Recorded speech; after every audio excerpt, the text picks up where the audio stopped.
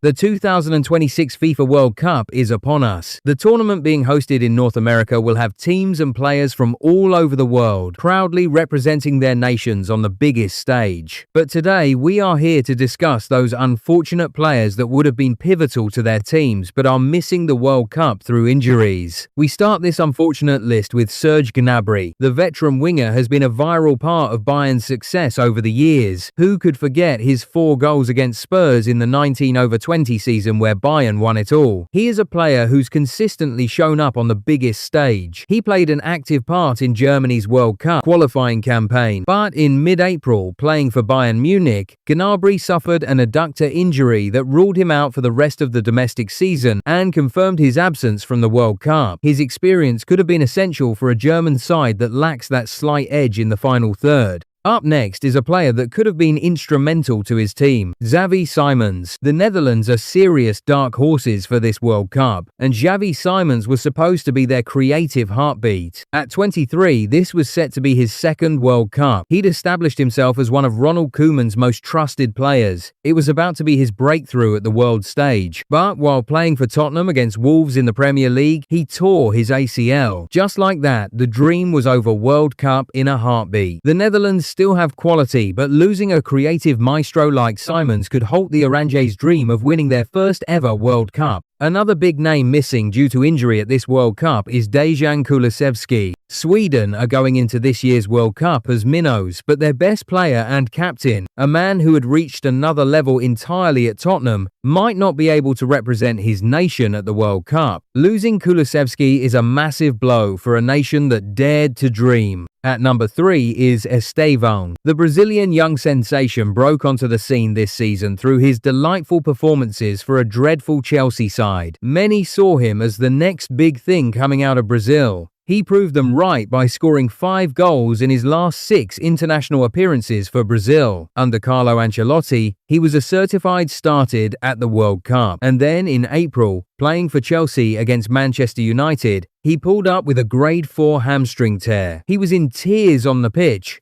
He knew his World Cup was over. At 19, the stage was perfectly set for him to shine, but life had something else stored for him. From one Brazilian starlet to another, Rodrigo. Brazil had already lost Militao and Estevão to injuries, so they couldn't afford any more. But then came the news that shocked the entire nation. Brazil's second top scorer in World Cup qualifying and the man who comes alive in the big moments was injured. In March, during Madrid's 1-0 loss to Getafe, Rodrigo went down. His knee buckled, ruptured ACL. Rodrigo himself described it as the saddest day of his life. Brazil are desperate to add another World Cup to their name, but Rodrigo's injury just makes it more difficult for Carlo's side. The best player not going to this year's World Cup due to injury is Hugo Ekitike. This one is devastating. Hugo Ekitike had started to get the attention of Didier Deschamps through his prolific form for Liverpool in his debut season, in which he scored 17 goals. He was absolutely flying, catching everyone's attention. Then came the Champions League quarter-final against PSG,